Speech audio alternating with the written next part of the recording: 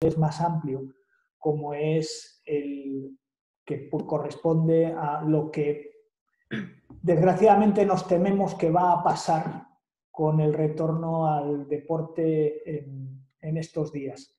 Después de 7 largas semanas de confinamiento, hay mucha gente que está deseando arrancar de nuevo con el deporte. De hecho, algunos ya lo han hecho a lo largo de este fin de semana.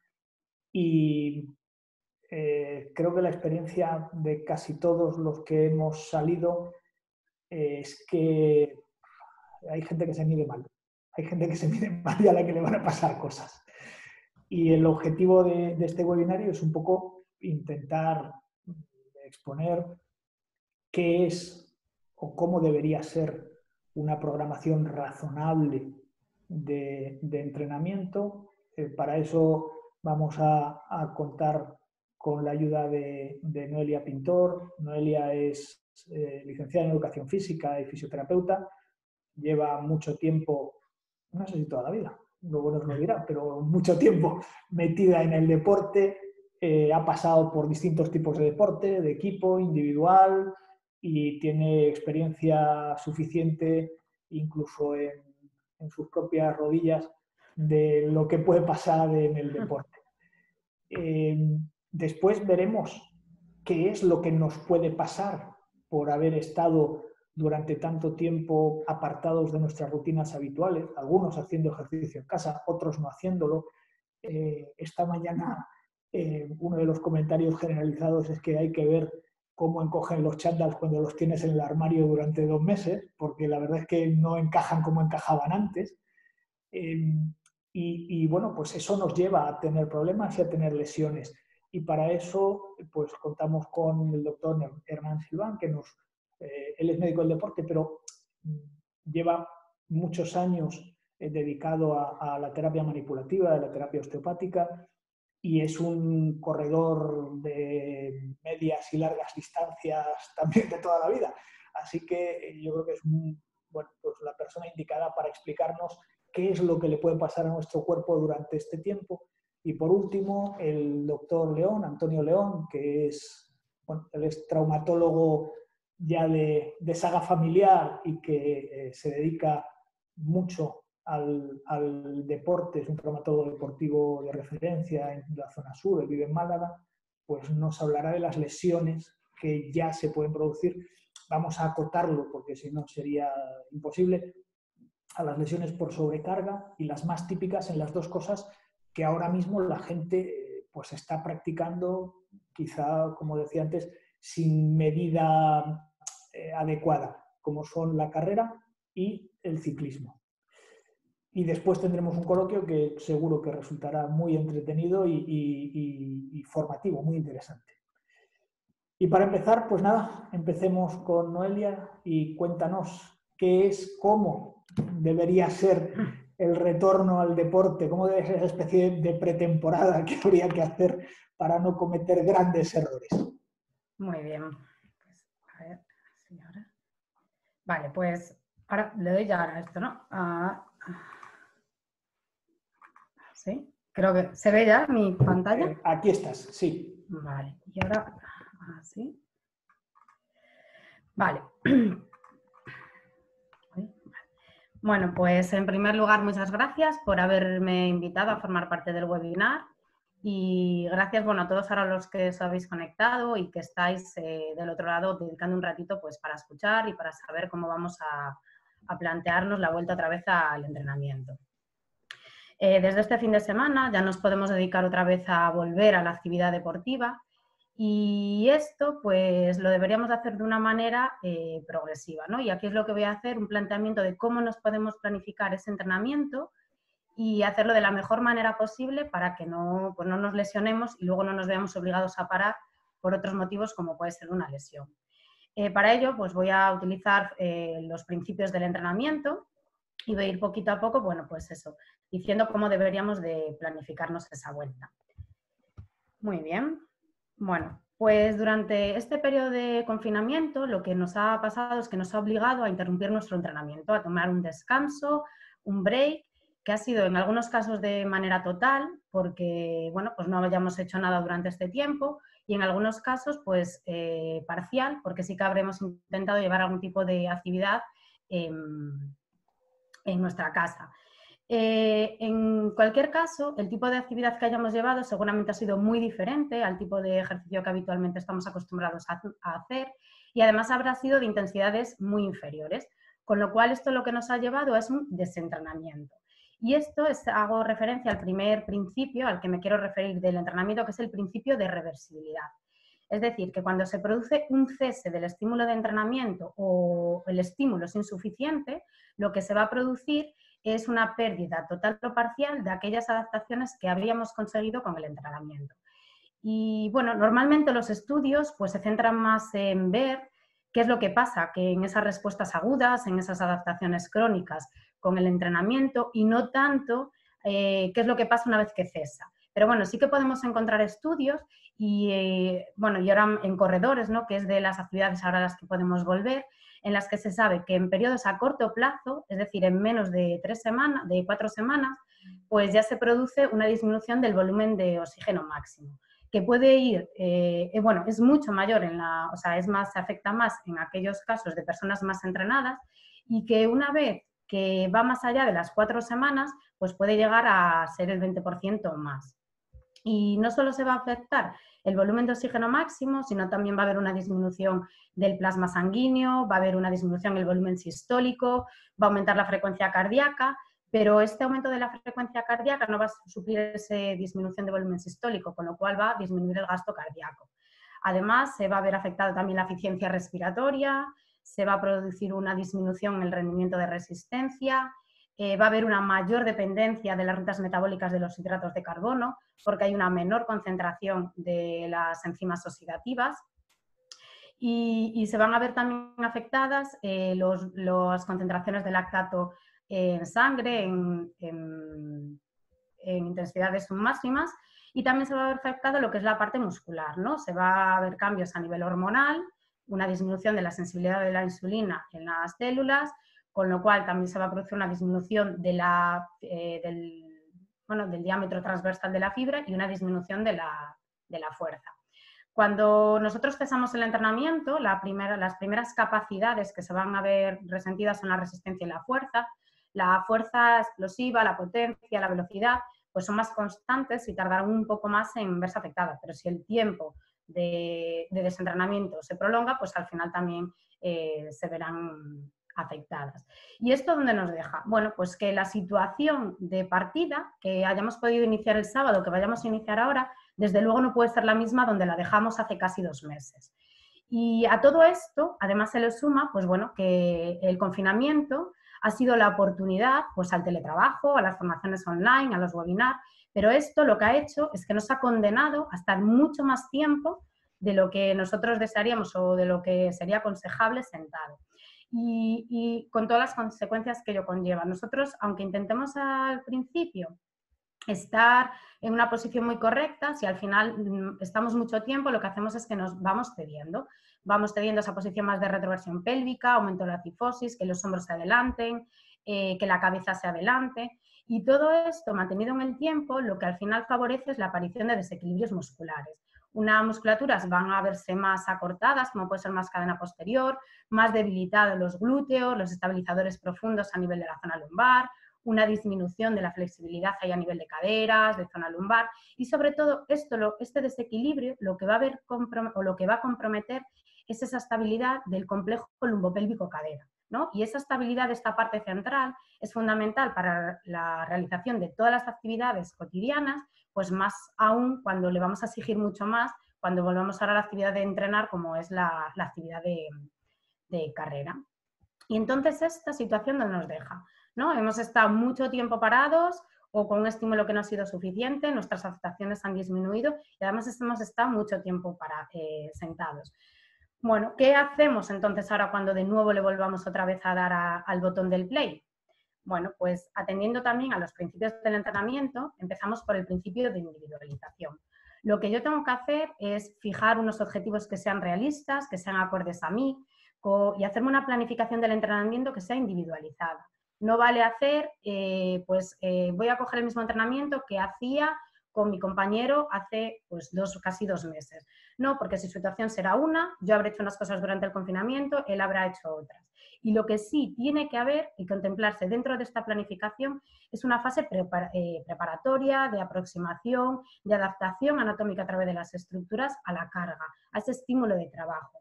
Esta fase puede durar de 3-4 semanas, podemos hacer un mesociclo.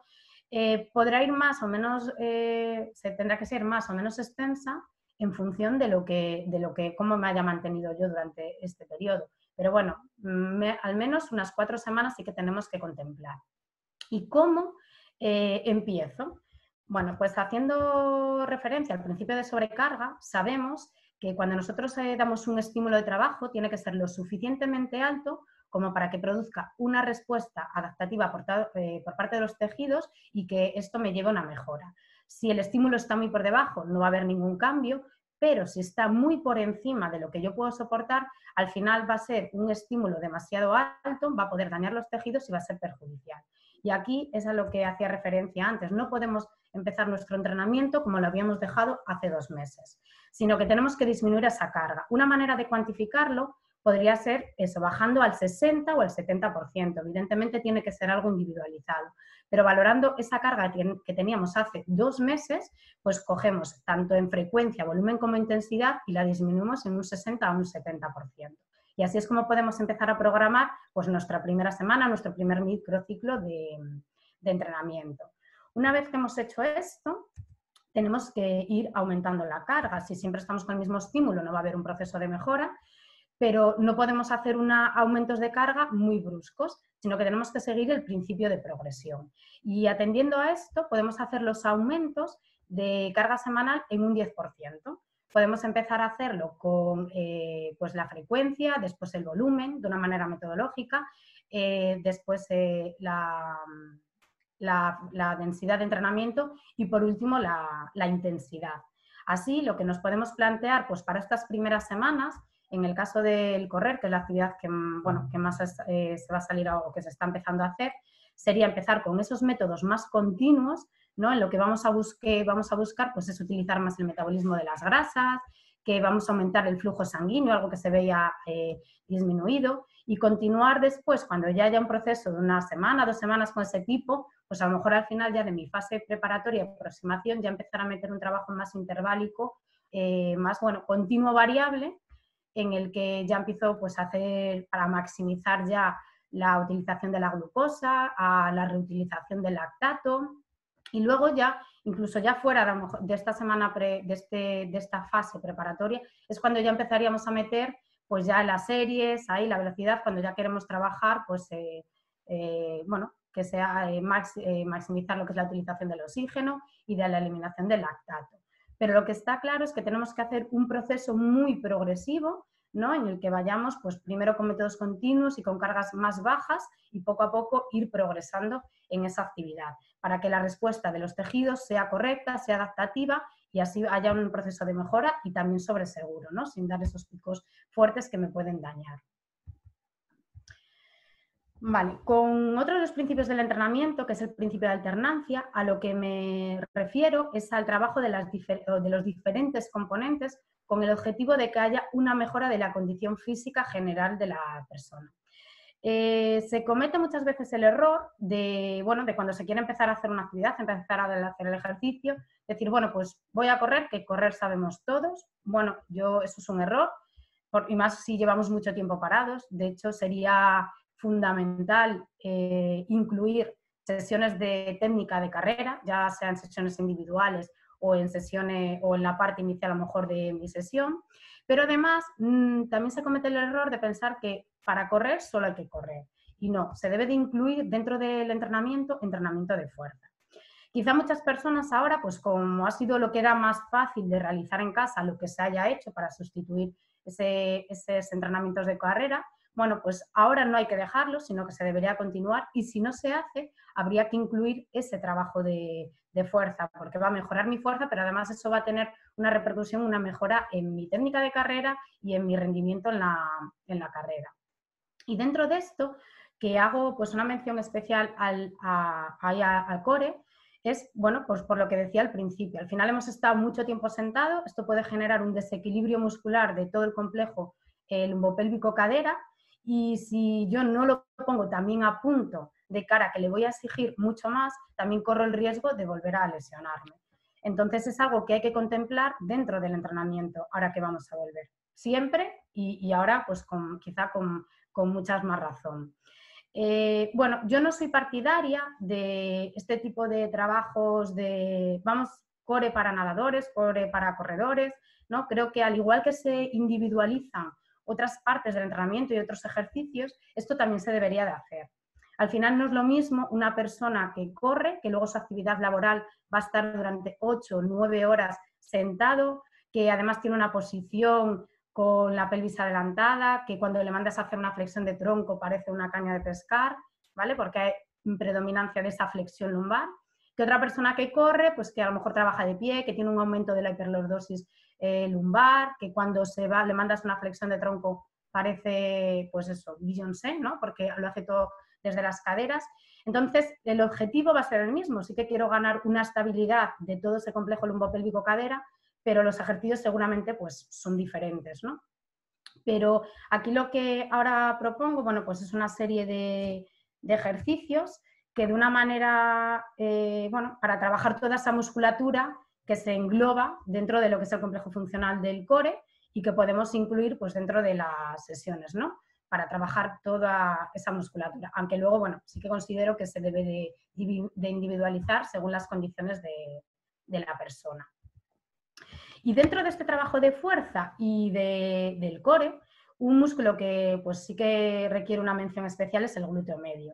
Todos sabemos la funcionalidad que, o sea, sus funciones, aductor de cadera, partes, fibras anteriores más flexoras, rotadoras internas, fibras posteriores más extensoras, rotadoras externas, pero su importancia en mantener la milpelvis de lado contralateral, que no se caiga, que no se produzca esa marcha de Trendelenburg, y también su estabilidad de la cadera en el plano frontal, en el apoyo unipodal, ¿no? Algo que es muy importante a la hora de la transmisión de fuerzas a través de todo el miembro inferior y más cuando, o sea, toma real importancia cuando vamos a la carrera, vamos a empezar a correr.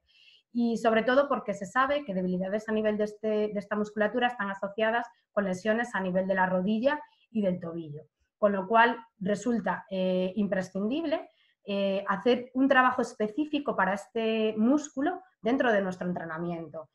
Según en qué parte del entrenamiento estaremos, ese trabajo será diferente de si estoy empezando o si vengo de una lesión o si vengo de estar tanto tiempo parado. Aquí lo que pongo, bueno, pues es una serie de ejercicios de una manera de trabajar ese glúteo de manera más específica. Lo normal es empezar en posiciones, pues eso, de cúbito lateral, puede ser supino, en prono, bueno, unas posiciones más de descarga, con goma, sin goma, y al final, bueno, pues ya ir entonces mejorando, bueno, o progresando a bipedestación, en apoyo bipodal, apoyo unipodal, ya meterlo más en el gesto de técnica de carrera, ahí luego se podría hacer más con salto, bueno, al final es ir progresando según cuáles sean nuestras capacidades y en qué momento estemos, pero siempre la pauta para pasar es que tengamos una correcta ejecución en cada uno de ellos y sintamos y activamos realmente lo que queremos activar y no estemos compensando y tirando otra musculatura, que al final eso también iría generando un desequilibrio y no es el objetivo, ¿no? Sino buscar un trabajo mucho más específico de esta musculatura. ¿Vale? Y bueno, dentro del entrenamiento, otro de los principios que es fundamental es el principio de optimización. Muchas veces lo que la gente piensa es que el entrenamiento solo es esa parte, ¿no?, en la que yo estoy haciendo ejercicio y lo demás ya está. No, dentro del entrenamiento, de un buen entrenamiento, de obtener un buen rendimiento, vas aparte de respetar los tiempos de recuperación y los descansos.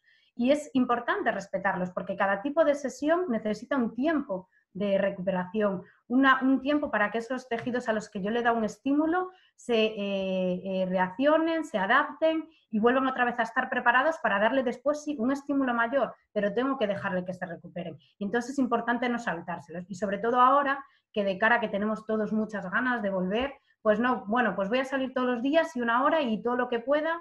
No, hay que respetar, hacer esa buena planificación y respetar esos tiempos de descanso y recuperación.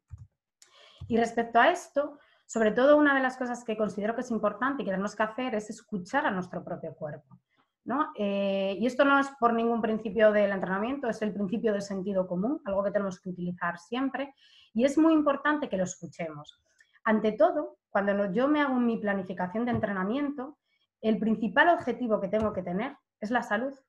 Y una vez que este es mi objetivo, no lo puedo priorizar, no puede estar por encima de esto un objetivo a corto o medio plazo, ¿no? Si yo noto que no me encuentro bien, sobre todo ahora que vamos a empezar de nuevo, es que me parece que tengo los gemelos cargados, es que hoy me he levantado y no estoy en la misma situación, no me encuentro como para correr, o tengo esas molestias en la rodilla, bueno, pero va, si me esfuerzo puedo ir, no me deja, parece que me va a dejar correr. No, hay que escuchar. Cuando el cuerpo nos dice algo, hay que escucharlo, porque eso de, bueno, me deja correr, sí, pero a lo mejor te deja correr cambiando tu patrón de marcha y vas compensando, vas creando más desequilibrios musculares. Y vale más la pena un parón, o sea, hacer una parada ahora y hacer otro tipo de sesión que a lo mejor luego, pues más tarde, vernos obligados a parar durante mucho más tiempo. Y además, ahora cuando empezamos, muchas de esas molestias van asociadas, pues eso, a que llevamos mucho tiempo parado, entonces son sobrecargas musculares, tejido conjuntivo, las fascias que estamos, bueno, ahí un poco molestos. Y lo que podemos hacer, pues son sesiones, en lugar de forzar, incluso a lo mejor he salido a correr y no me encuentro bien, bueno, pues si el cuerpo no me está dejando, la rodilla me está molestando, bueno, pues el hacer una sesión más de estiramiento, más de movilidad articular, a veces esos bloqueos después es lo que nos dificulta, más de un trabajo de core, y lo que sí que va muy bien, ¿no? Y es cuando, sobre todo en estas sobrecargas que se notan al principio, musculares, tejido conjuntivo, es el trabajo con roller, el masaje, ¿no? El automasaje miofascial con el roller, que aquí pongo, bueno, pues una serie de ejercicios que se pueden hacer, estar en cada postura 1 a 2 minutos, masajeando esa zona del músculo, hasta que, bueno, en ciertos puntos que encontremos más dolor, pues a lo mejor el quedarnos más. Sobre todo a la hora de carrera, que son muy agradecidos, pues esa parte del recto anterior, del cuádriceps, en la cintilla iliotibial, que es muy agradecido y libera mucho cuando notamos como que las rodillas no me van y que noto esa zona sobrecargada. Y en referencia a esto, ya para terminar y de hablar del último principio al que me quiero hacer referencia, al final nosotros, cuando todos estos objetivos que buscamos y todas estas adaptaciones, las mantenemos en el tiempo si seguimos ese principio de continuidad. Ahora nos hemos visto obligados por el confinamiento, una situación extraordinaria a parar, pero lo lógico es que, bueno, que nosotros, si hacemos bien nuestra planificación, vamos a poder hacer un entrenamiento de manera continua. Por eso el principal objetivo, lo que decía, siempre tenemos que priorizar la salud. Ese tiene que ser mi principal objetivo. Y luego todos los objetivos que me ponga a corto, medio, largo plazo tienen que ir en sintonía con ellos. Y eso no quiere decir que no me pueda poner metas grandes ni grandes retos. Lo único que tienen que ser a lo mejor a un plazo mucho mayor de lo que me gustaría o de lo que puedo darme. No me lo tengo que poner tan pronto porque el vecino se va a hacer la maratón ahora en un año, ¿no? Sino al plazo que yo quiera. Y esto, la manera ideal es eso, que hagamos, si conseguimos hacer del entrenamiento y del ejercicio una parte que forme parte de nuestro estilo de vida, de nuestra filosofía de vida. Si eso lo conseguimos, al final tendremos ese principio de continuidad, el poder entrenar, el poder hacer toda esa actividad que yo quiero, y será la forma de que sí que podamos conseguir pues, esas metas deportivas que nos pongamos. Y bueno, y con esto, pues gracias por escucharme y nos vemos ahora entonces en el turno de preguntas. Genial. Muchas gracias, Noé. Vamos a ver qué nos dice Hernán, pero parece...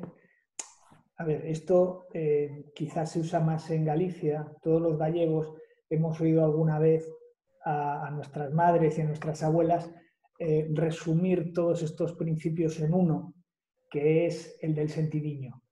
Es difícil explicar lo que es el sentidiño, pero bueno, básicamente... Principio de sentido común, el que es básico.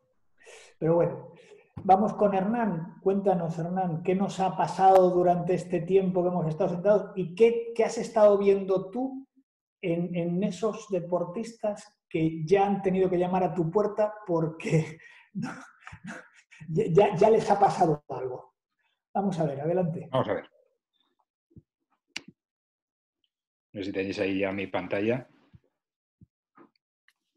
Bueno, os voy a hablar de las disfunciones y bloqueos articulares que he visto durante este confinamiento. Vamos a ver si tengo aquí. A grosso modo, las lesiones del sistema musculoesquelético las podemos entender, bueno, con un enfoque reumático. Reumatos es lo que en griego significa lo que fluye, lo que va por la sangre. Un enfoque traumático ortopédico van a ser lesiones que han perdido la estructura, daños estructurales que se ponen en evidencia pues, con pruebas de imagen, con una ecografía, una resonancia, una radiografía. Y luego existe también el enfoque mecánico. El enfoque mecánico es a lo que me dedico yo, lo que suelo ver más en la consulta, que es la forma funcional de ver lesiones que estructuralmente no están mal, pero que han perdido su funcionalidad. También podemos hablar de enfoque osteopático. Y bueno, os voy a decir unas breves líneas para ver en lo que trabajo. Estas lesiones mecánicas son realmente disfunciones segmentarias. El Código Internacional de Enfermedades lo recoge con un epígrafe, el M99.0, pero realmente son síndromes dolorosos, articulares, y se pueden considerar menores porque, vuelvo a decir, no hay un daño estructural claro como sucede en las lesiones que son más típicas de la traumatología y de la ortopedia. Un profesor interesantísimo, muy conocido en este ámbito, sobre todo la medicina manual, el profesor Robert Main, del Hotel Dieu de París, nos enseñó a muchos médicos españoles este tipo de medicina más funcional, basada más en el daño mecánico, y decía que podíamos palpar estructuras en tejidos blandos, desde el dermatoma, y ahí venían celulalgias, zonas que podíamos poner en evidencia con la maniobra del pinzado rodado, de la pinza rulo, o desde el miotoma, puntos gatillo, bueno, bandas tensas, o del esclerotoma, que eran dolores que aparecían pseudotendinosos, pseudoperiósticos. Esto le llamó el síndrome céluloteno-periostiomiálgico. Y os cuento todo esto porque realmente cuando nos enfocamos a lesiones mecánicas, como las que hemos visto estos días durante el confinamiento, es muy curioso que sin disponer muchas veces de estas pruebas de imagen, hemos podido, solo por la exploración clínica, ver estas zonas de celulalgia o de hipertono muscular o de falsas tendinitis. Fijaos aquí, esto es una disfunción C5, C6 y cómo simula celulalgias en zona escapular, en el angular del omóplato, o pseudotendinitis más propias del supraespinoso o del flexor, del extensor común de los dedos, una epicondilitis. Entonces, esto es para presentaros un poco este tipo de enfoque sobre estas lesiones mecánicas, porque, bueno, a partir del día 6 de abril y ante la zona cero que se formó de esta pandemia en España, aquí en Madrid, y que muchos pacientes me estaban pidiendo que les pasara consulta, que les viera, porque no podían ir a saturar más esas urgencias, empecé a pasar consulta, justo hace un mes ahora, y empecé a ver en dos patrones curiosísimos. Obviamente es que este confinamiento y esta pandemia es una situación curiosa en nuestra vida, ¿no? Y dos patrones curiosísimos que os presento ahora de modo así rápido y somero. Fijaos, aquí tenemos el primer patrón, que es el que se ha lesionado por la postura. Este no es muy deportista, que digamos, pero ha adquirido posturas, ha estado mucho tiempo sentado, y aquí, desde el punto de vista muscular y articular, él no era consciente, pero estaba sufriendo y ha hecho un cuadro clínico por el que ha tenido que acudir a mi consulta de urgencia. Y luego tenemos otro patrón curioso y paradójico, que es el deportista hiperactivado, ¿no? El sobreestimulado. Ha tenido más tiempo de entrenar. Por ejemplo, en los deportistas que más veo yo, que son corredores, no han podido correr. Algunos lo han hecho por el pasillo de su casa y se han lesionado. Y he visto algún esguince, pero me interesa más ese tipo de deportista muy motivado que ha empezado a hacer algunos gestos deportivos que no ha hecho nunca y que ha empezado a seguir tutoriales y ha empezado a trabajar de otro modo. Como bien decía Noelia, es muy interesante haber trabajado la fuerza y aspectos de la musculatura que no había incluido en su entrenamiento, porque a estos les gusta solo correr y parece que la fuerza la olvidan, pero aquí han hiperactuado. Es decir, yo por lo que he visto en la consulta han hiperactuado, igual que el otro patrón era que se ha quedado tumbado a la Bartola, estos han hiperactuado y han dañado cápsulas articulares, y es lo que nos hemos encontrado, y de eso quería hablaros, de un repaso a estas cosas tan curiosas que me he encontrado tras días de reposo en teoría, y que se han comportado como verdaderas lesiones de sobrecarga, algunas de ellas. Fijaos aquí, En el primer lugar yo diría cefaleas tensionales y tortícolis, y diría que sobre todo esta zona cervical ha sido muy castigada en este confinamiento, por lo que he podido ver en mi consulta, importantes lesiones musculares en el entorno del trapecio superior y sobre todo tortícolis, no tortícolis mecánicas desde el punto de vista, pues, o traumáticas, por ejemplo, desde una perspectiva más de un alcance por detrás en tráfico, detrás. No. Aquí se han hiperestimulado los escalenos, el esternocleido, el esplenio, el trapecio superior, simplemente por mantener posturas inadecuadas. Y a veces, ya digo, por hacer gestos deportivos para los que tu cuerpo no estaba preparado. En el otro ámbito, en la parte inferior, encontramos los síndromes facetarios lumbares. Aquí lo que he visto ha sido que las articulares posteriores han sufrido mucho en el confinamiento por las posturas y también puede que por algún gesto anómalo, algún giro a destiempo o alguna coreografía que se ha seguido de estos tutoriales que posiblemente ha dañado desde el punto de vista mecánico. Esto lo que genera al final es una respuesta aferente continua hacia la médula y la médula te está contestando con su eferencia correspondiente de dolor y de aumento del tono muscular y cambio en cuanto a la postura. También quiere que cambies de postura, quiere que te pongas de otra manera, sobreactúas con unos falsos amigos musculares, estimulas otras cadenas y aquí efectivamente se cierra el círculo de dolor, contractura y ese dolor que lleva al final a la disfunción de un articular posterior, pues, por ejemplo, pues el E4, L5, ¿no? Que me he encontrado concretas, sobre todo el E4, L5, L5, S1, las he visto unas cuantas. Y luego el tercer campo que me ha llamado la atención ha sido el de las disfunciones pélvicas. Pero aquí cuando enumero un síndrome de la cintilla iliotibial, un síndrome de pata de ganso o un síndrome isquiotibiales cortos o silociáticas como el piramidal o el glúteo mayor, no me estoy refiriendo a esas lesiones que encontramos habitualmente por sobrecarga. En esta época del año yo tendría que estar viendo ese tipo de lesiones en la transición que hacen los corredores del cross a la pista. Tendrían que estar haciendo una transición ahora para cambio de gesto y habitualmente en esta época de abril-mayo veo estas lesiones por sobreentrenamiento o por no estar suficientemente preparados han pasado a trabajar más el tartán y veo este tipo de lesiones, veo sobrecargas claras en el sentido de la síndrome de la cintilla iliotibial o de la pata de ganso y ahora me las he encontrado en un confinamiento. Esto me llama poderosamente la atención porque es algo parecido. Ya he dicho antes que en estas lesiones mecánicas hay mucha pseudotendinitis, hay mucha afectación del esclerotomo y parecen tendinitis, parecen periostitis, pero posiblemente es, como decía el bueno el profesor Robert Main,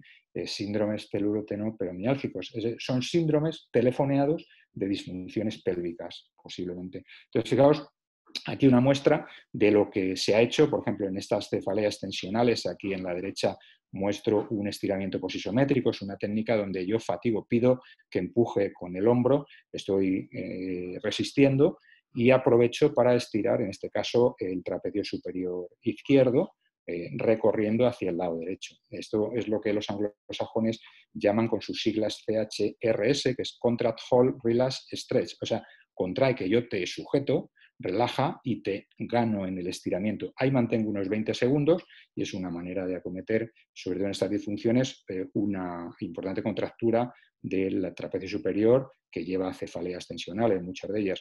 Y en la parte izquierda, otra técnica totalmente distinta, aunque parezca, pero es distinta, es la técnica de energía muscular. Aquí los anglosajones le dicen CHRR, o sea, Contract Hold, contrae que yo te resisto, relaja y te gano recorrido, porque aquí el problema, la problemática es la pérdida del ROM en flexión, entonces yo le estoy pidiendo lo que puedo hacer, extensión, le fatigo y una vez que le fatigo gano recorrido y voy ganando así barrera. Esto para que veáis algunas de las técnicas para trabajar estas disfunciones desde el punto de vista del segmento superior de la columna. Y en los síndromes facetarios lumbares, pues igual, veis aquí en un hipotético síndrome, imaginaos el E4, L5, aquí le decimos L4 fijación de la carilla posterior izquierda, ¿no? Entonces, aquí los multífidos están en un hipertono y están entrando en un bucle con la médula está mandando su correspondiente eferencia y de ahí nos salimos, te hace un lumbago mecánico y esto, bueno, esto es una técnica de TRUS, una técnica directa, HVLA le llamamos, High Velocity Low Amplitude, mucha velocidad y corto recorrido para hacer una técnica sobre esa carilla articular. Y en el lado izquierdo tenemos una técnica muy conocida también, pero esta es indirecta, el lumbar roll, por una, confrontamos las dos cinturas, la cintura escapular y la cintura pélvica, y en el punto, justamente en el punto de cruce de esa tensión, aquí se produce la normalización, el lumbar roll y la forma de tratarlo desde el punto de vista manual. Estos síndromes facetarios han generado sobre todo, y el motivo de consulta era lumbago a veces unilateral, a veces bilateral, pero sobre todo muy localizado en el nivel vertebral. Esto tan segmentario habla de que sea una lesión mecánica. Y luego, en cuanto a disfunciones pélvicas, me ha gustado que hable Noelia de esta parte tan importante, porque es quizá la zona que más me ha llamado la atención del confinamiento.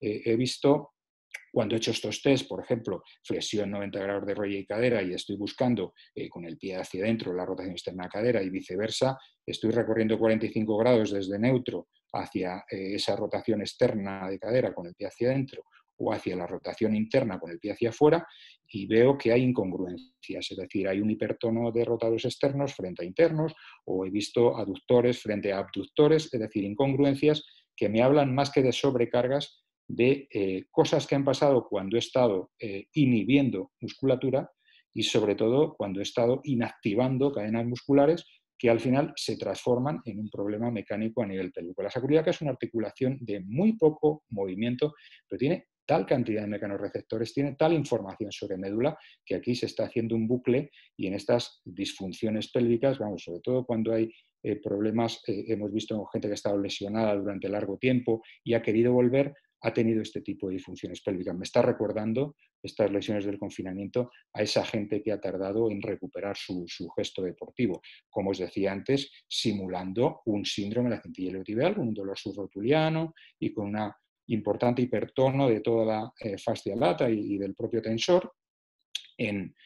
Al pedirle una secuencia de activación en decúbito lateral, en vez de activar el glúteo medio y luego el tensor de la fascia lata, te activan directamente el cuadrado lumbar, te están subiendo, te están haciendo la BD desde el cuadrado lumbar y luego tiran del tensor, y el glúteo medio absolutamente inhibido, ninguneado, y ahí el pobre medio dormido. Esto es muy típico de disfunciones que a mí me recuerdan más a la inactividad que a la hiperactividad. Y exactamente igual para pata de ganso, tendinitis que me encuentro, pues eso, con un isquiotibial, con el semitendinoso, con un aductor, el gracilis, o con el sartorio viniendo de la espina ilíaca antero superior. Esto es un cuadro, nosotros en osteopatía llamamos ilíaco posterizado, que cuando hace un bloqueo en la articulación sacroiliaca, está por medio de la médula continuamente haciendo esta retroalimentación, y está dando toda la clínica en el compartimento interno de la rodilla, cuando realmente está telefoneado de mucho más arriba. En el síndrome isquiotibiales cortos llama mucho la atención cuando exploramos estos cuadros que se deben más que a la sobrecarga de esos trabajos interválicos, trabajos más intensos o de fuerza, con repetición, mucho peso y mucha velocidad, muy explosivo, muy pliométricos, encontramos este tipo de retrocesos de la cabeza del peroné. Pero aquí lo encontramos por la hipertensión que produce el bíceps femoral. Nosotros en decúbito supino, flexión de rodilla 90 grados del paciente, exploramos la cabeza del peroné, la intentamos llevar delante a atrás y va perfectamente, pero cuando queremos llevarla de atrás adelante, ahí nos dice que nada, y es porque hay un hipertono grande de uno de los isquiotibiales que no nos deja. Todo esto nos hace pensar en este tipo de funciones. Y ahora, lo que yo saco como conclusión, y con esto quería terminar, saco como conclusión que como idea preventiva o como forma de trabajo o sugerencia para nuestros deportistas que efectivamente tienen que trabajar el core y hacer este tipo de planchas laterales o estirar el lector espinal, bien, todo esto, pero creo que en principio no vendría de más, puesto que ha habido pérdida de movilidad pélvica clara, que trabajáramos la movilidad pélvica. Yo incluiría en el calentamiento una movilidad pélvica simplemente, pues eso, de nutación contra nutación, y hacer pequeños movimientos como activación justo al empezar. Son estos ejercicios que estás de pie, piernas estiradas, y estás haciendo esa nutación contra nutación o haciendo moverse la báscula pélvica, y de ahí ya pasar al concepto de fuerza y estiramiento. Sería esto, ¿no? Dice, bueno, yo voy a trabajar unos músculos, voy a estirar otros. Fijaos, tuve, y algunos médicos españoles tuvimos la suerte de tener de profesora a Vladimir Handa, que nos lo traía aquí Arturo Justes, del Servicio de Rehabilitación de la MAD de Zaragoza, este hombre de la Universidad Carolina de Praga era el médico Ivan Lendl. Y este hombre nos enseñó, nos decía que en estos casos en los que hay mucha inactividad, conviene resetear el equipo de la siguiente manera. Dice, cuando quieres trabajar un músculo, estira primero su antagonista. Entonces, el ciclo, por ejemplo, vamos a trabajar cuádriceps, sería estiro primero isquiotibiales, trabajo cuádriceps, ya sea en una prensa de piernas o en un banco de cuádriceps o en sentadilla. O sea, estiro primero el antagonista, trabajo el protagonista y estiro el protagonista. Y así el ciclo por pares, enlazando, por ejemplo, isquiotibiales con cuádriceps o enlazando bíceps con tríceps en el caso del brazo, de la extremidad superior. Este trabajo me parece muy interesante porque cumpliríamos esta regla neurofisiológica que nos hemos cargado con este confinamiento. Tenemos que pensar en el sistema nervioso y en ese enlace neurofisiológico, no solo en el enlace biomecánico, el neurofisiológico, que lo vamos a echar en falta. Y de ahí vendría mi tercer punto y tercera recomendación, la propiocepción. Igual que estando confinados hemos perdido una importante carga inmunitaria al no tener contacto con el exterior, hemos perdido también una carga esteroceptiva enorme. Entonces la propiocepción me parece otro tipo de trabajo a sugerir, porque tanto en plano estable como inestable, BOSU, etc., me parecería un aporte interesante para activar, para resetear ese sistema nervioso. Yo creo que el objetivo de todo esto es recuperar el gesto deportivo específico. En corredores lo veo bien, fijaos, porque hay una ventaja grande y es que les han puesto las competiciones para otoño o más largo. Entonces van a tener tiempo de hacer las cosas bien y efectivamente con estos principios que nos estaba enseñando Noelia, que me han parecido preciosos y muy bien documentados y muy bien escalados, yo creo que el corredor no va a tener tanto problema, no va a tener la presión de la competición. Dudo con los deportes de competición. Fijaos en fútbol que ya les están apretando para empezar la liga, retomarla rápidamente. Cuidado ahí, porque ahí la recuperación del gesto específico deportivo, bueno, esto es como el cocido, hay que hacerlo lento y creo que aquí tienen un gran peligro. El gesto deportivo específico después del confinamiento no se va a recuperar tan rápidamente y ahí pueden peligrar. Creo que en corredores, que es mi campo, tenemos la suerte de que vamos a tener más tiempo. Esto era lo que quería contaros. Gracias y me uno al grupo. Bueno, pues muchas gracias, Hernán. Seguro que de aquí, bueno, vamos sacando muchas cuestiones para hablar después en el coloquio. Vamos a ver, intentaremos que no nos corten la sala porque seguro que nos da para hablar mucho. Y ahora, Antonio, cuéntanos qué es lo que desgraciadamente y muy probablemente nos vamos a encontrar en las próximas semanas, si no en los próximos días ya.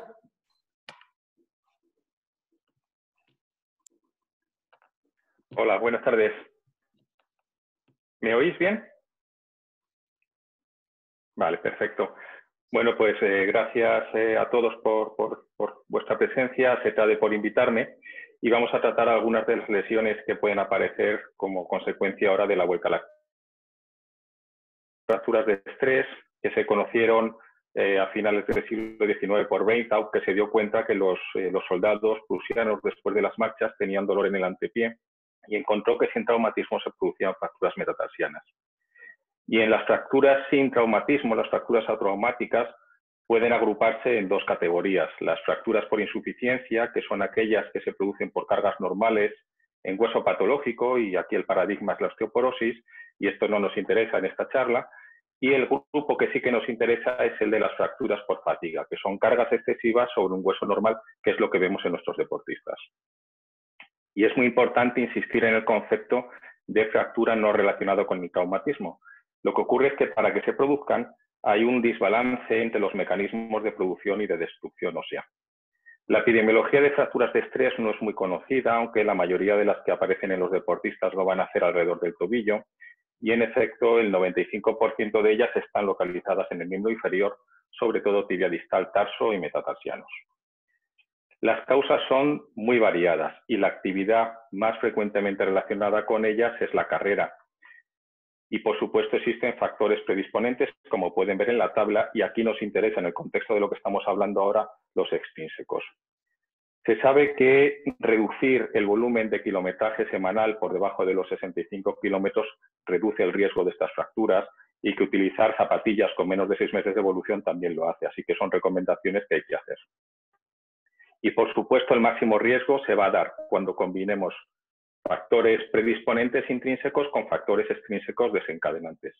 En esta situación, además de producirse la fractura, se están dando la situación de producirse una fractura en otra localización si no corregimos ninguno de estos factores. Clasificamos las fracturas de acuerdo a su riesgo en dos tipos. Las de alto riesgo son aquellas que pueden o bien progresar o se va a complicar su evolución hacia la no consolidación, y esto ocurre pues, en huesos que están poco vascularizados o que están sometidas a tensión.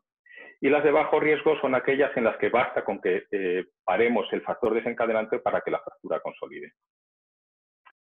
Sospecharemos una fractura de estrés en situación de dolor en un deportista que ha aumentado sus volúmenes de entrenamiento, en las que la exploración suele ser bastante anodina, y la radiografía que se ha recomendado como primera prueba pues es poco sensible. Más del 85% de las fracturas no se pueden diagnosticar con la radiografía inicial. La gammagrafía es muy sensible, pero es poco específica y se ha visto desplazada por la resonancia, que hoy por hoy se considera la prueba de elección por su mayor rendimiento. Y para tratar estas lesiones, primero hemos de corregir los factores. Y la clave del tratamiento es el reposo, que en el caso del miembro inferior, que es la mayor parte de estas fracturas, consiste en la descarga. Y esta descarga va a durar tanto más tiempo, o el tiempo que tenga que durar va a depender de la localización anatómica de la fractura y del grado de la lesión que se establece por las pruebas de diagnóstico por imagen. Lo ideal, lógicamente, sería que pudiésemos hacer medidas preventivas, pero la mayoría de ellas no están sustentadas por la evidencia o si son efectivas, requieren largos tiempos para que sean eficaces. Y aunque casi nunca hemos de operar estas fracturas, en aquellas situaciones de riesgo, estas tres que aquí les ilustro en la diapositiva, si se producen estas circunstancias tendremos que ser más intervencionistas porque sabemos que el resultado del tratamiento conservador es malo. Y esto es especialmente cierto en cuello de fémur, en la cortical anterior de la tibia y en la base del quinto metatarsiano. Y una cosa que no está muy clara es cómo autorizamos la vuelta al deporte después de haber sufrido una fractura de estrés. Y como decía Noelia al principio, una de las fórmulas utilizadas es la del 10%, es decir, incrementos de carga del 10%, pero quizás sea también, como ha dicho ella, mucho más sensato utilizar sistemas de progresión en una serie de etapas, de manera que el paciente va progresando cuando no tiene dolor. Y, por supuesto, sujetos jóvenes sin factores de riesgo pueden ir bastante más rápido. El síndrome de la cintilla iliotibial, que ha sido introducido por el ponente anterior, pues se ha defendido que era un cuadro de dolor por rozamiento de la cintilla iliotibial que desencadenaba una bursitis y que mejoraba con estiramientos.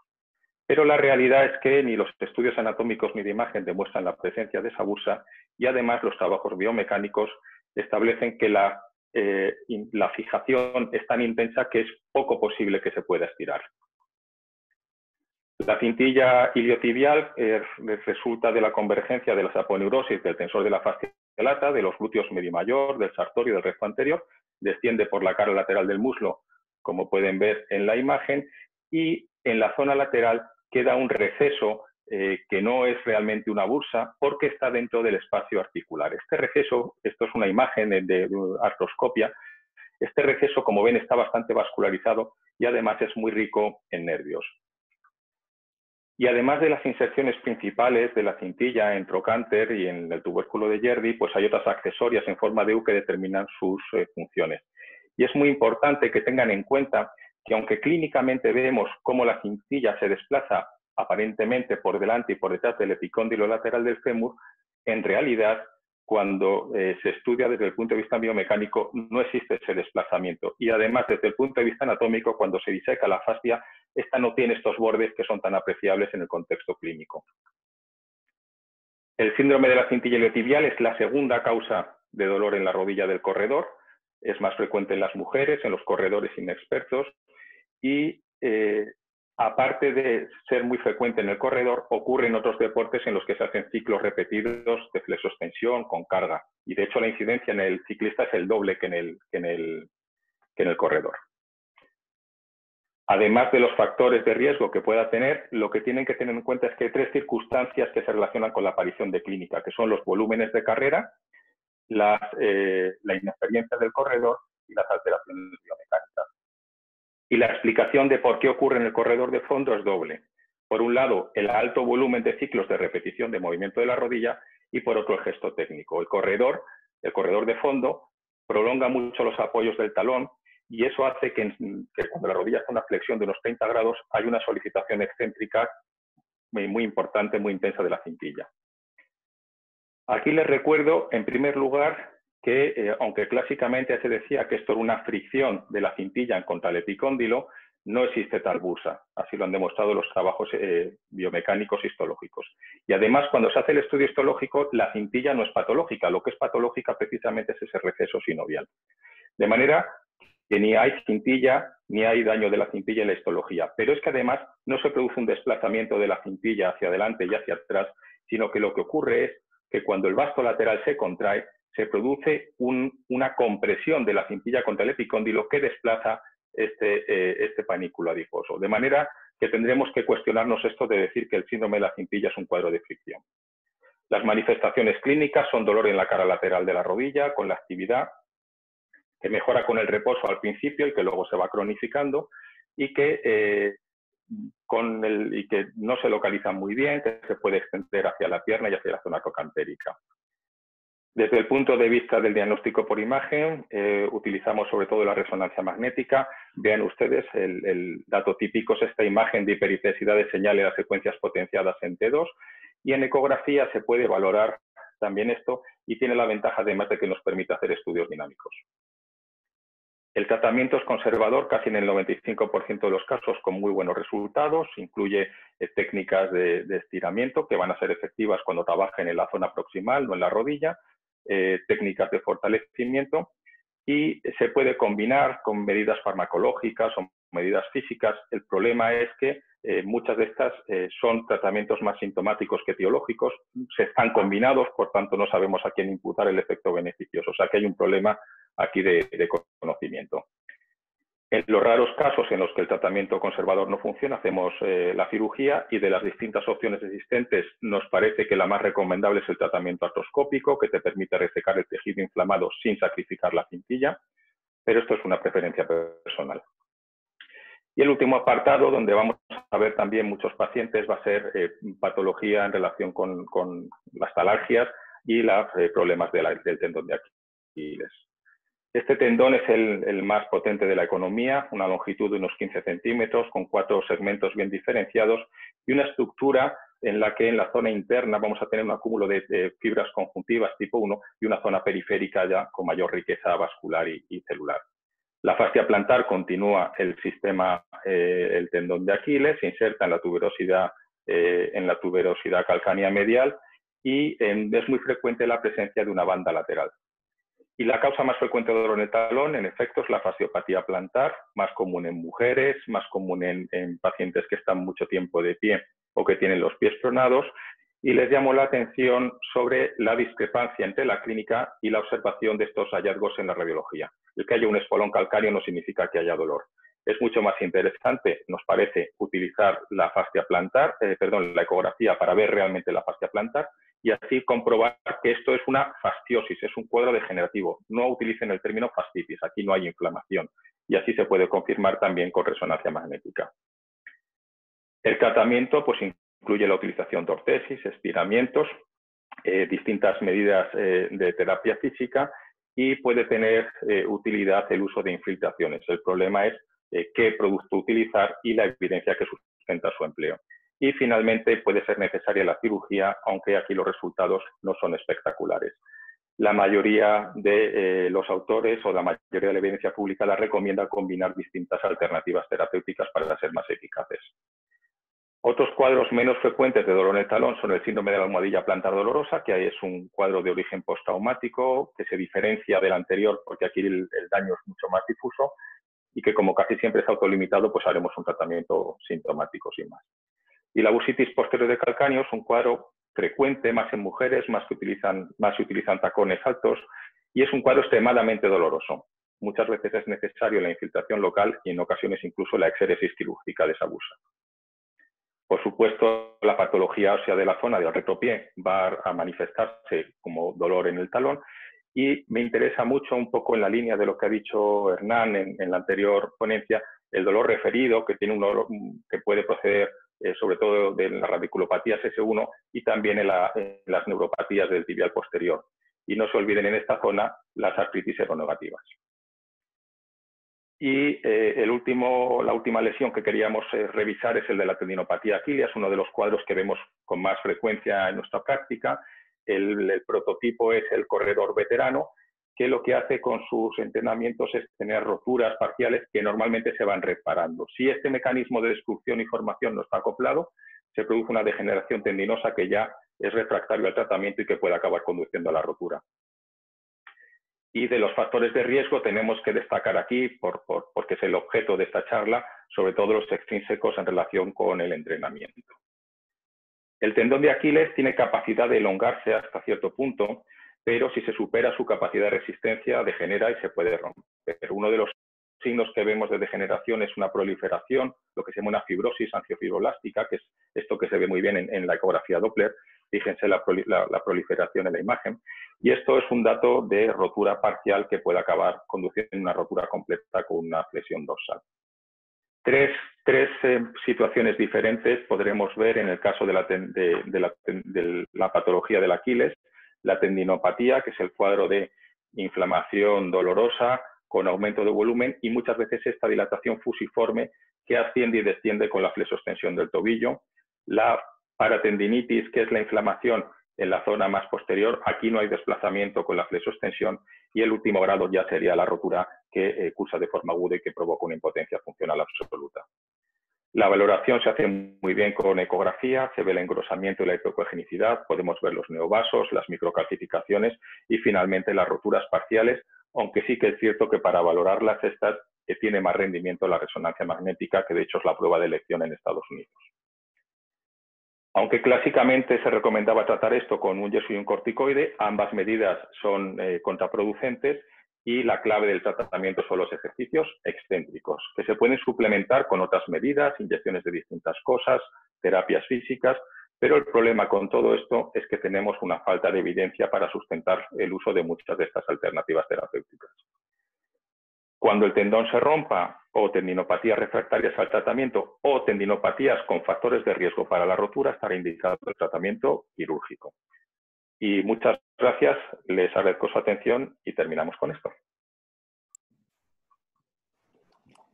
Muy bien, pues ya tenemos un poco el cuadro general y vamos a empezar. Tenemos alguna pregunta por ahí que nos va llegando.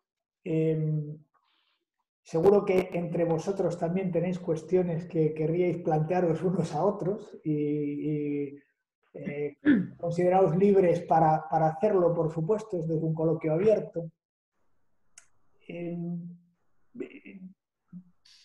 Yo, volviendo a lo del sentidín y para empezar con algo, Noelia nos hablaba de esa organización del entrenamiento en ciclos y tal. A mí, que soy más simple que el mecanismo chupete, me gusta intentar dejar las cosas muy claritas, sobre todo creo que es lo que más ayuda a alguna gente, ¿no?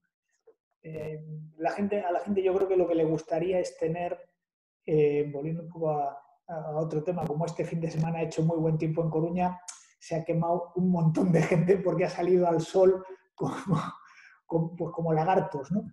Y lo que a la gente le gustaría es tener algo parecido a la crema del sol, pero para el deporte. ¿Qué me he hecho yo si quiero estar más tiempo al sol y no quiero quemarme? Pues crema del sol. ¿De cuánto? ¿De 30 o de 50 o de pantalla total? ¿Qué podría hacer yo si quiero hacer eso en el deporte? Hasta donde yo sé no existe nada. Pero a lo mejor ahí es donde tenemos que decir, bueno, pues como cuando vas al sol, te pones un poquito hoy, otro poquito mañana, cuando el sol no esté en el cenit, etc. Y en ese sentido es a lo mejor un planteamiento de planificación de microciclos durante esas primeras 3 semanas, ¿no? ¿Cómo harías? ¿Un día y 2, 2 y 1? A ver, yo por ejemplo, para eso es lo que decía, ¿no? Que tiene que ser un poquito en función de lo que hacía la persona. Si la persona estaba saliendo antes del confinamiento a correr 5 días, pues no puede salir 5 días. A lo mejor disminuye en frecuencia a 3 si acumulabas a la semana 70 kilómetros, pues baja y hazlo en esas, y ni siquiera a lo mejor en esas 3 hay que hacerlo 3 sesiones corriendo y meter 2 de fuerza, meter el día de descanso. Lo que no hay que cometer el error, que yo creo que es lo que va a pasar, es primero querer hacer lo que hacíamos y luego como podemos salir, vamos a salir todos todo el día, todos los días 1 hora a correr. No, pues a lo mejor salgo todos los días, pero 1 hora tiene que ser a caminar. Y sí que planificar el entrenamiento, pues si salía 5 a correr, pues o 6, salir 3, 2 días de trabajo de fuerza, de hacer ese trabajo más específico de pierna, de core, de buscar otra vez esa estabilización lumbopélvica. Venimos, bueno, ya lo han ido diciendo, de desequilibrios, ¿no? Se está viendo muchos desequilibrios, mucha lesión a raíz de que no se está a nivel lumbopélvico. Pues hacer un trabajo específico para ello. Yo, si estamos empezando, al menos dejar un día de descanso de carrera fijo en medio. Y ahí, si queremos entrenar, porque lo que nos gusta a los que entrenamos es seguir entrenando, pero ver esa parte de lo que es la fuerza o incluso la sesión de estiramiento, de movilidad, como decía Hernán, el trabajar la movilidad, pues dentro de esa parte de entrenamiento. Entonces, yo, como digo, no hay recetas, ¿no? O sea, al final, cada uno habría que cocinar para cada uno, igual que con el core. No me gustan las recetas de core para corredores, no, porque a lo mejor a mí sí que me hace falta trabajar en mi core, porque tengo mucha tendencia a la flexión lumbar, pues más mis erectores de columna, pero si yo soy una persona con mucha hiperlordosis, pues a lo mejor tengo que estirar esos flexores y hacer un trabajo más centrándome ¿no? en el recto. Entonces, recetas, no sé si... No, es un poco eso, ¿no? Pero intentando entrar ahí, ¿tú qué harías, Hernán? ¿Le recomendarías a la gente que si su sesión de trabajo estándar, digamos, era de pues, 1 hora y 20, ahora acortaran el tiempo y además de acortar en el tiempo aumentasen ese en este caso sí, precalentamiento, dedicado a ese estiramiento selectivo, a esos ejercicios de movilización y demás? ¿Lo hacen aparte, lo hacen antes, lo hacen después? ¿Qué haces con ellos? Yo pensaría en un modo sándwich, es decir, tengo 1 hora y 20 o 1 hora y 15 para entrenar y me gustaría, porque así lo hago, imagínate un domingo por la mañana, una tirada larga durante 1 hora 15. Y me han dicho los expertos toda la vida, bueno, realmente tienes que hacer un mínimo de 10 minutos calentando y un mínimo de 10 minutos estirando. Y entonces, bueno, ves que te van quitando minutos de calentamiento y de estiramiento y no te gusta. Y dices, ya, es que a mí me gustaría correr 1 hora 15. Imagínate la situación ahora. Es decir, ahora le vamos a quitar todavía más carne a esa hamburguesa. Entonces vamos a decir, bueno, vamos a alargar por un lado el calentamiento y vamos a meter algunos ejercicios de movilidad articular que antes no hacíamos. Hemos visto algunas debilidades y vamos a aprovechar esta oportunidad para calentar mejor. Exactamente al final vamos a hacer lo mismo con los estiramientos o con algún tipo de ejercicio, como citaba antes, de propiocepción. Es decir, a ver si podemos transmitir esto para que de este confinamiento salgamos con la idea de que correr no es solo entrenar corriendo. Imagínate, yo recuerdo una anécdota rápida. La gente que se preparaba para bombero hace muchos años y me decían a mí, bueno, a mí me piden tanto en un 100, tanto en un 1000, tantas dominadas y tanto pectoral. Y esto es lo que hago todos los días. Entonces yo les dije, mira, esto es como si Usain Bolt, para entrenar los 100 metros todos los días de su vida, corriera 100 metros muchas veces. Esto es ridículo. Sabemos, desde el punto de vista fisiológico y biomecánico, que es ridículo. Entonces, tenemos que enseñar, aprovechar quizá este momento del confinamiento para enseñarles a alargar un poquito más ese trozo de pan de arriba y ese trozo de pan de abajo y quitar tanta carne, porque correr ahora de forma continua 40 minutos o 35 minutos no lo ha hecho ni Javi Guerra preparando una maratón importante para cuando le toque correr, porque esta mañana mismo estaba diciendo él que las sesiones que ha hecho han sido ya de 30 minutos, 35 minutos. Un supercampeón.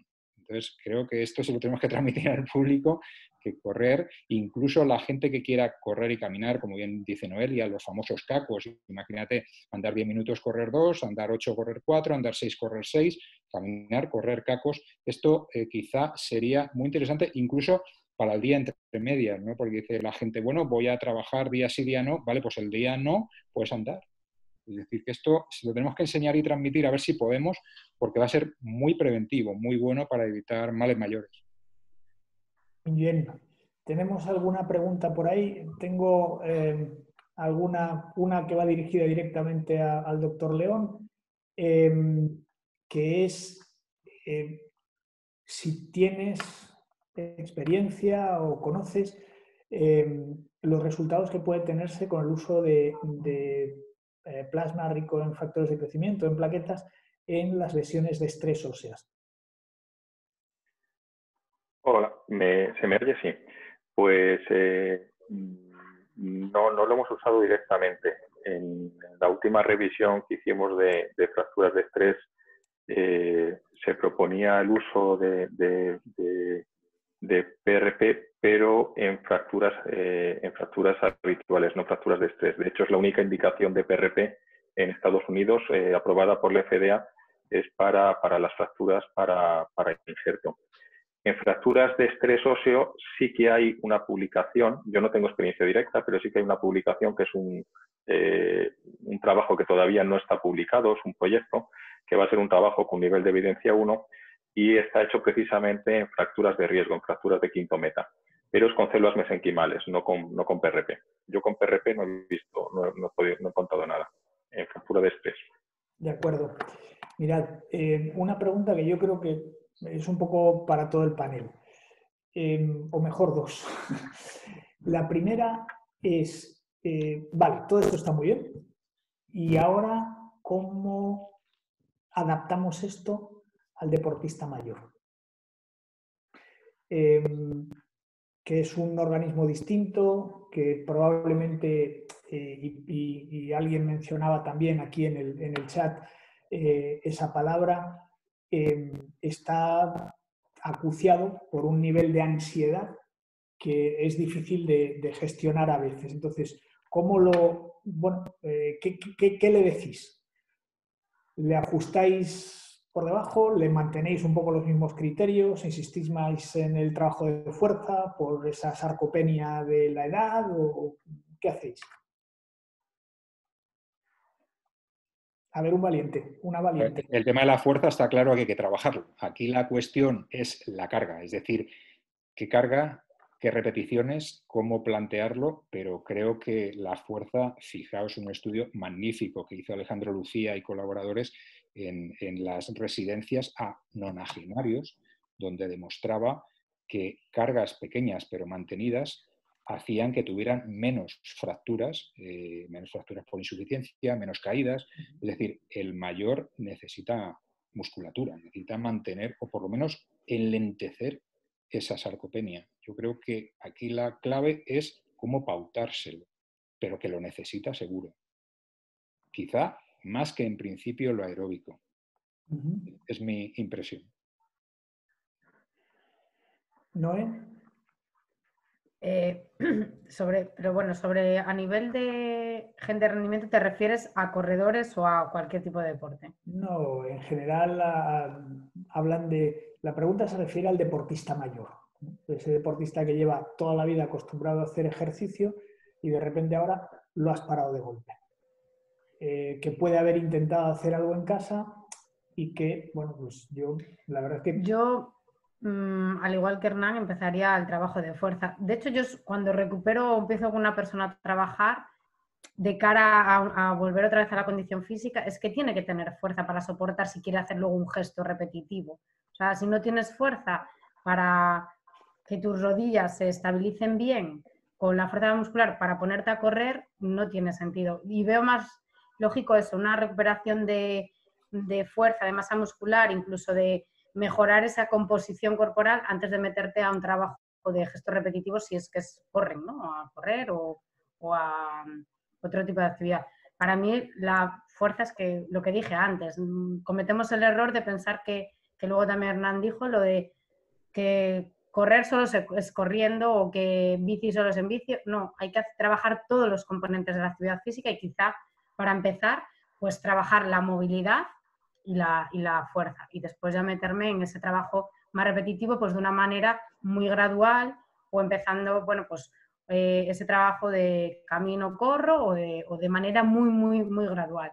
Pero evidentemente trabajando esa fuerza y, como él dijo, propiocepción. O sea, al final es fundamental. Mirad, nos hemos centrado sobre todo en corredores. Antonio habló de ciclistas también, pero Pablo Miragaya, que es médico de la Mutua de Futbolistas, nos pregunta ¿qué consejos le daríais a los futbolistas que van a empezar a entrenar y muchas veces se encuentran, los médicos nos encontramos con esos típicos dolores inguinales, o sobre todo en la zona aductora, que empiezan cuando empiezan su entrenamiento, sobre todo lo vemos en pretemporada y ahora seguro que lo vamos a ver. ¿Qué les diríais? Porque además ellos sí que a veces tienen unos desequilibrios de grupos musculares marcados. Claro, si es que el problema es que esos desequilibrios musculares se hayan visto aún más afectados, ¿no? Con lo que hayan hecho ahora durante este tiempo de confinamiento. Si no han hecho nada, seguramente los desequilibrios se habrán ido a más.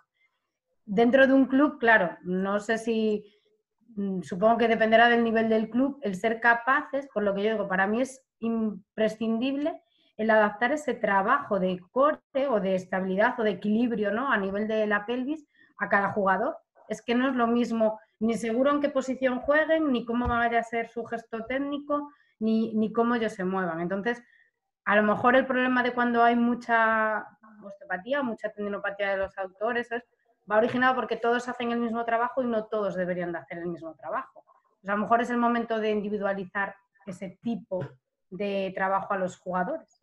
Y más ahora que no sabemos en qué situación viene. Esto es una situación extraordinaria, el que se haya parado de manera obligatoria en los equipos. Y no sé, bueno, esto nunca ha pasado. Creo que en el 2011 fue cuando se paralizó por la huelga de lockout en, ¿no? Los jugadores de NBA. Sí, y ahí, bueno, luego no se hicieron muchos estudios, creo que solo hubo uno en el que decían que lo que habían pasado luego eran las tendinopatías en Aquiles, ¿no? O roturas de Aquiles. roturas una de incidencia Aquiles. desmesurada de roturas de Aquiles.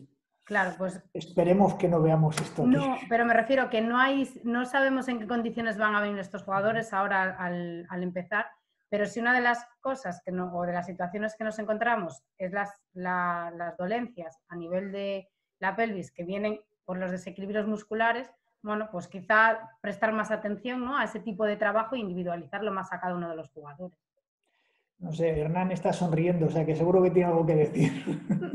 No, yo veo en este tipo de deporte, en el fútbol en concreto, veo una disyuntiva ahí entre osteopatía dinámica de pubis y síndrome de aductores que si la paras antes no acaba en osteopatía dinámica de pubis. Es decir, está en una fase funcional que la puedes controlar incluso con trabajo isométrico, con pelota, pues se me ocurren estos ejercicios de pierna estirada, presionar rodilla, tobillo y pierna flexionada isométricos, sobre todo en una inicial fase. Y nosotros pensábamos antes, en esa especie de tendinopatías, que eran esos síndromes reductores, que la fuerza y el trabajo de esta fuerza con elementos elásticos no valía y había que tener una actitud muy conservadora.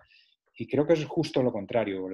El tiempo nos ha dado la razón a los que decíamos, bueno, esto es un tema de desequilibrios musculares y lo que hay que hacer es trabajarlos bien. Entonces, ahora entra esto que contaba yo antes de Vladimir Janda y de Ivan Lendl, ¿no? que era un jugador de tenis muy equilibrado muscularmente.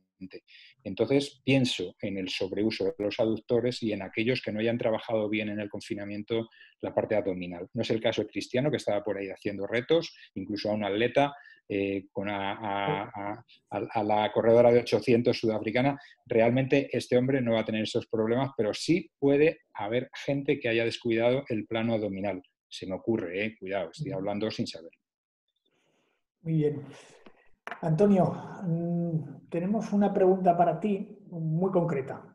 Nos hablan respecto a lo que has comentado sobre la patología de la fascia plantar. ¿qué protocolo de infiltraciones utilizas o con qué realizas la infiltración? Si tienes que llegar a ello. Vale, pues vamos, yo creo que todos en la clínica hemos utilizado con muchísima frecuencia los corticoides. Hay dos alternativas que no tienen los problemas de los corticoides. Hay que tener en cuenta que esto es una patología degenerativa y el corticoide y el colágeno no se llevan excesivamente bien. De manera que si tú tienes un tendón degenerado y encima le pones algo que lo desordena, tienes un problema. Entonces, en primer lugar, ver si realmente está indicado ese tratamiento. Esa sería la primera cosa. Vamos a suponer que sí, vamos a asumir que sí. Por supuesto, desde el punto de vista técnico, recomendamos hacer el procedimiento con control ecográfico, no pinchar a ciegas en esa zona. Aparte de la fascia plantar, hay muchas más estructuras. Y como alternativas al corticoide, hay dos opciones que gozan de evidencia científica. Por un lado, la proloterapia, es decir, las inyecciones de dextrosa al 5%, y por otro lado, las inyecciones de PRP. Y hay evidencia que justifica el empleo de ambas cosas. Así que sí que hay alternativas. Muy bien. Tenemos aquí una pregunta capciosa, diría yo. No es una pregunta complicada, pero es una pregunta de entrenador. Nos preguntan si, en vuestra experiencia, ¿cómo calcularíais y cómo estimaríais la disminución que se ha producido o que se produce en 7 semanas de fuerza en la musculatura de core con respecto a la del complejo pantorrilla, pie-tobillo, pensando en corredores? Es decir, ¿cómo ajustaríais? ¿Hay un desequilibrio? ¿Pierden más en core que en la musculatura impulsora del tobillo, del pie? ¿O pierden más en una que en la otra? O sea, por decirlo de otra manera, ¿en cuál nos tenemos que centrar más a la hora de recuperar niveles de fuerza? Si es que hay alguna de las dos, y si no, pues nada. Bueno, yo no sé tanto si por niveles de fuerza, sino porque para mí, si no hay una buena estabilidad central, no va a haber una buena movilidad o transmisión de cargas a nivel distal. Entonces, no sé si hay cuantificar cuánta cantidad de fuerza ha perdido o no, pero es que si no me funciona bien, la parte central no lo voy a hacer bien a distal. Entonces yo, para mí, empezaría siempre, y es que siempre empiezo con toda la gente, a nivel de estabilizar y de buscar ese equilibrio muscular a nivel de la zona complejo lumbopélvico, cadera, atendiendo abdominales, erectores, glúteo medio, valorando toda esa parte, y si eso funciona luego sigues con el entrenamiento, pero si no es capaz de estabilizar a ese nivel, o sea, no tiene sentido seguir porque se me va a lesionar, para mí, ¿eh? Entonces, no sé si respondo a la pregunta, pero es que yo siempre empiezo viendo que hay una buena estabilización a nivel central para seguir después. Vale. Una pregunta que, bueno, seguramente tiene mucho sentido. Durante estos días, todos hemos visto pues, en la prensa o en los medios, bueno, pues, a personas que han hecho verdaderas bueno, machadas, por decirlo de alguna manera, locuras, por decirlo de otra manera, no sé, corriendo maratones en el pasillo de su casa. Entonces, ¿qué riesgo? ¿Habéis visto alguno de estos o alguna lesión por culpa de esto? ¿Qué os parece ese bueno, no sé cómo llamarlo, ese rendimiento que se puede sacar a eso? ¿Qué es lo que opináis, Hernán? Que tú ya decías que no directamente. Bueno, yo he visto en este mes, desde el 6 de abril, 2 esguinces de tobillo, un esguince de ligamento colateral interno de rodilla, y luego he visto estos desequilibrios pélvicos que se han mostrado por otro lado, que se han mostrado tipo lumbalgia mecánica pues han mostrado como falsas ciáticas. Entonces, a mí me parece que el gran problema estaba en abandonar tu gesto técnico habitual y querer hacer lo mismo, obtener el mismo rendimiento con distinto gesto, acortando, trabajando en excéntrico y haciendo, bueno, todo tipo de incertidumbres, creando incertidumbre en esos mecanorreceptores, en esos ligamentos y, por supuesto, esto tiene una repercusión, como bien dice Natalia, a nivel central. Es decir, que al final, desde el punto de vista del sistema nervioso y desde el punto de vista del core, esto es un lío. Es un lío porque al final hay falsos amigos, hay cadenas musculares que están entrando que no deben entrar, hay un trabajo que tenía que ser positivo y va en negativo. Creo que lo que ocasiona luego pues es problemas que irán viendo los que lo han hecho, pero creo que correr una maratón en la cinta, esto ya lo hacía Ingrid Christiansen cuando decían que estaba preparando la maratón de Londres, pero realmente ella explicó que es que vivía en Noruega y había 30 grados bajo cero y nevaba mucho y tal, y decía, es que no me queda más remedio, ojalá estuviera corriendo por el Algarve, decía ella. Entonces, realmente siempre que podamos hacer nuestro gesto deportivo de la mejor manera, pues creo que no vamos a tener mucho problema. Pero claro, si lo estamos intentando hacer en el pasillo y además lo hacemos 180 recorridos para que me salgan 30 kilómetros o me salga una maratón para colgarlo en las redes, pues sí, hombre, esto va a tener una repercusión y creo que a nivel central la transferencia se produce desde ahí, desde el nivel central, desde el core y desde la pelvis y desde el sistema nervioso vamos a transferir para que luego podamos hacer las cosas bien abajo, en las piernas. Entonces, bueno, hay un desequilibrio, una disfunción seguro, y si no te da la cara ahora, te la va a dar en un futuro. Los médicos bastante tenemos con el diagnóstico, no nos vamos a meter en el pronóstico, no quiero yo ser agorero, me parece mal, me parece mal. Otra cuestión, tenemos muchas. Al hilo de esto que decías, y quizá para Antonio, ¿sabes si hay evidencia de aumento de lesiones en corredor dependiendo de la superficie? O sea, ¿es cierto que correr en cinta o en asfalto es peor que correr en otras superficies? Pues la verdad es que no lo sé.